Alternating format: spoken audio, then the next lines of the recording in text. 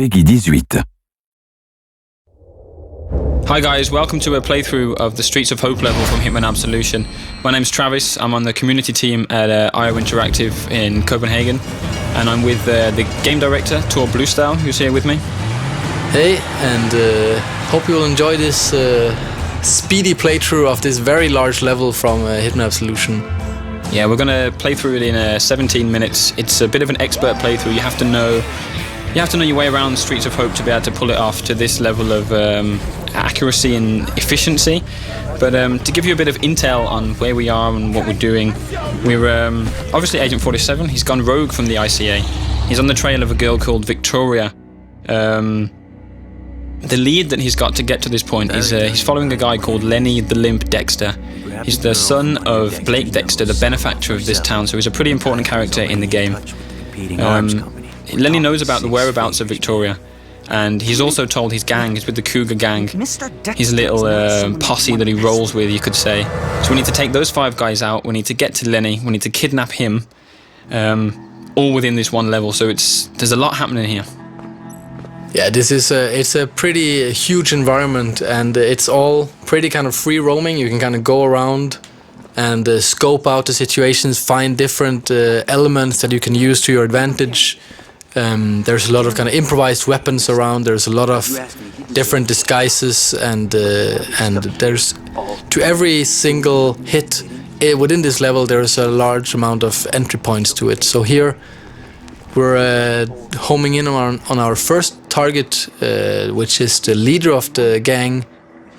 We've kicked off already. We've had a scope of the land. We know a little bit about Hope so far. Our first target is going into the convenience store here, so we're going to follow him in the back entrance and see how we get on.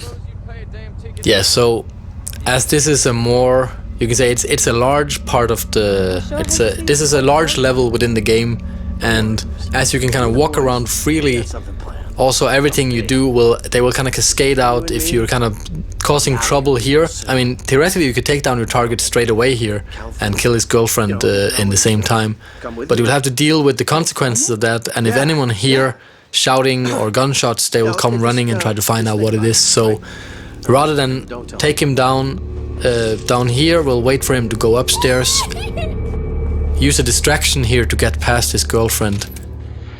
So the most immediate thing that we can see is a radio.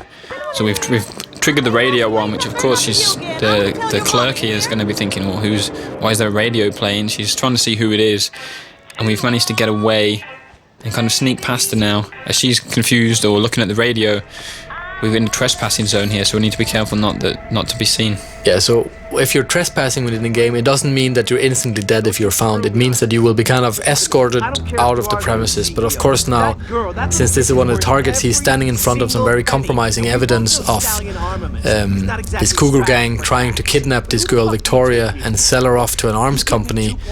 Then you will probably be killed on sight here if seen by this guy. Yeah, he'd definitely react if he sees you, so we need to sneak up behind him. We're going to take him down with the fibre wire silently, so nobody hears us, and we've got objective complete. We need to dump the body, because his girlfriend will probably be coming up to see where he is pretty soon. Yeah, so hiding evidence or hiding bodies as part of that is, of course, it's good for kind of erasing your tracks, and it's all kind of tracked in our score. Everything that you do is logged, and you kind of get a positive or negative score based on how you're playing and using the different features of the game. And being undetected or being unseen and not leaving any traces behind is a very good way of playing. Yeah, and all of that information's stored in the notebook that we just saw on the screen. It also keeps the challenges, right, and it keeps targets, your objectives. It's pretty much as if 47 was keeping a physical notebook as he goes along of what he's seen, what he needs to do. Yeah, so for those that knows the old Hitman games, they know that there always was a mission briefing as the start of every level. That's slightly different in Absolution, as 47 is far more the driver of the story than any other Hitman game. The way that these objectives are made is also based on his progress through the levels, so they will kind of update along the way, with the information that he gets and the player gets as they play the level. Yeah, he's very much making the decisions himself, isn't he? When he's got, obviously if something happens, he realises he needs to take out somebody else. He doesn't need somebody in his ear to tell him that. He's seen it for himself, he's heard a conversation.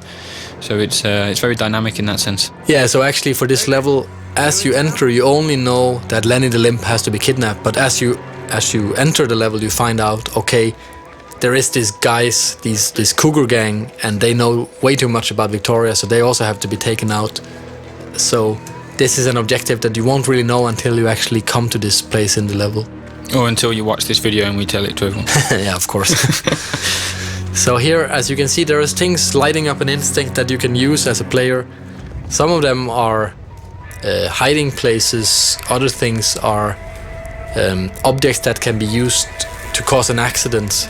And especially with the targets, of course, it's very useful if you make it look like an accident. Then they won't even be looking for a killer if they didn't even know it was a murder committed. And the instinct as well, you're about to trigger it here as well. You can see the targets, or the NPCs are lighting up as well. And we saw when we came past there was a little icon for a hint. It's for those of you, you can obviously see that we're not playing in purist mode, our difficulty where you get no help from the game at all. All of these options can be turned off if you want a real challenge. So bear that in mind as you play through. That if you are a purist player and you really want a really difficult experience, you can customize it that way, if that's the sort of thing that you're looking for. But to show off the features, we're going to keep the HUD on for this playthrough. So we're approaching our second target here. He is on the phone, and an easy prey for a trained assassin. And instead of just killing him off straight away, we will kind of subdue him and try to make it look like an accident here, actually, by using the explosives that we found earlier. So we had the option to snap his neck as well. That's if we're running short of time, or if we just feel like being a bit more brutal through the level, isn't it? It's very much about choice, right? All the different mechanics are built to create sensible choices for the player. If you want to be brutal, if you want to be violent, you can do that, but it will affect your scores and your challenges. Oh, busted. All right, we'll deal with this. You're under arrest. Ow. So one thing that we worked a lot on with our AI is that the propagation of knowledge throughout the level. That this guy, we took care of him really fast, so it meant that anything he had to say to his friends on the radio, he didn't get the time to say anything at all. And that meant that nothing actually got conveyed, and we're free to continue throughout the level as if nothing happened. Yeah, it was perfect timing from 47, really, in a way, because the police officer's not going to start shooting at us straight away just for being in the area. He needs to. You can hear him shouting, he's saying, "What are you doing?" And then before he's got a chance to kind of realise that we're not going to move and that we're a bit of a shady character, we've killed him. So it's yeah, we move on from there. So here we're using the remote detonated explosives that we found, and as you remember, the target we dropped down, the one that is just knocked out, he's over there by the tires, and now he is dead, as you can see in the target tracker. That was quite a big explosion. The other cars there have caught fire, so this could get interesting. Yeah, this is not very subtle, but it does cause a bit of a stir in the town, and it will draw the attention of especially all the guards or cops. As you can see here, they come running, which leaves the next target a little bit easier to get to, because he is quite heavily guarded. He's kind of like the king of the scrapyard, as you'll see here very soon. So this end of the street now is a lot more empty than it was when we first arrived and took a look around. So there's definitely more freedom here for us. You can see the target there. He's roaming the scrapyard as he does, king of the scrapyard, as it were. And you can see the explosion was absolutely huge. The black smoke is pillowing upwards past the big poster of Dexter there, the benefactor of hope, as we mentioned earlier. But we now need to head into the scrapyard. You can still see the target just on the screen there. We've got a sign, warning, keep out dogs, so we should be careful. Yeah, dogs are also a feature of the game. They will alert nearby NPCs, as we see here. We're trying to sneak up on one, and obviously we're not allowed to be here. Even if we had a disguise on, this dog would bark on us. And so we've grabbed the dog bone. We think that he might have been barking for that, or he's noted us. He might be just wanting to get a chew on the bone, but the barking has actually alerted an NPC. This mechanic here who's come across, so we need to be careful. Yeah, so this poor guy doesn't know what'll hit him. I should always check what's behind you. The dog's stunned. Yeah, so as we're trespassing here in the scrapyard, this mechanic comes in pretty handy, as we can take his disguise and move around a lot more freely in this area. We don't have to kind of sneak around, because now, as long as we don't get close to the other NPCs, we're actually allowed to be here. Yeah, and we're going to shove him in the closet, keep him out of sight. There's no evidence that he was ever here. We've got our disguise. And we saw the target walking deeper into the scrapyard, so that's where we're going to head now. Yeah, so now dressed as a mechanic, if you have to get close to other NPCs, it's very useful to blend into the environment and kind of just pretend that you belong here. So as we'll see here, this NPC, he is kind of wondering who you are, but he's not suspicious yet. But if you kind of would have stayed closer to him for a longer amount of time, then he would eventually have found out, or if there's 2 or 3 of them close. Yeah, the mechanics will recognize if it's a small town, so they know each other pretty well. So a bold guy walking around does look suspicious. Why 47 needs to blend in. But of course the police officer, he's not so familiar with the mechanics, so he's not going to bust you. But we're thinking about taking him out with the crowbar here, but thought better of it. Yeah, I think if you pick up that crowbar, he will kind of get a little bit suspicious about you, so it's better to let it be. So here the target's been dealing with some dirty cops, and he's heading off into this tiny garage over here. I think he's the guy who is in charge of the cars for the gang. So they're kind of preparing this kidnapping of Victoria, and he is preparing the car here. And that's an accident waiting to happen, as you can see in Instinct here. It's a good choice of words. Yeah, accident kills are a very big feature in Absolution, and there's a large number of ways of taking down every single target in the game. And this is where the team has really went to town on coming up with inventive ways of killing targets that are kind of localized to each area. So naturally here in a garage, what better to use than a car lift? Who's screwing about? Okay, all right. Who's making the racket? So it's the 3rd target down.